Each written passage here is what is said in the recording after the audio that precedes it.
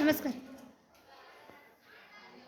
ನಮಸ್ಕಾರಗಳು. ನನ್ನ ಹೆಸರು ಮದನ್ ಸರ್. ನಾನು 9ನೇ ತರಗತಿಯಲ್ಲಿ ಓದುತ್ತಿದ್ದೇನೆ. ನಮ್ಮ ಶಾಲೆಯ ಹೆಸರು ಸರ್ಕಾರಿ ಪ್ರೌಢಶಾಲೆ ಪಿರಾಪುರ.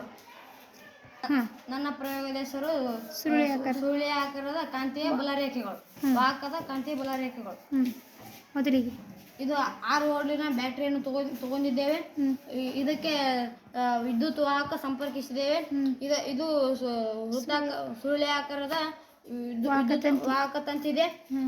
ಇದರ ಮೇಲೆ ಕಬ್ಬಿಣ ಪುಡಿಯನ್ನು ಹಾಕಿದಾಗ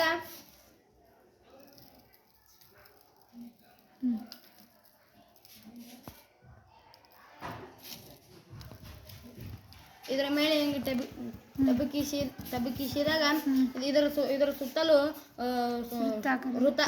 ವೃತ್ತಾಕಾರದ ಕಾಂತೀಯ ಬಲವನ್ನು ಉಂಟಾಗುತ್ತದೆ. ಬಲರೇಖೆಗಳ ಕಾಣಿಸಿಕೊಳ್ಳುತ್ತದೆ.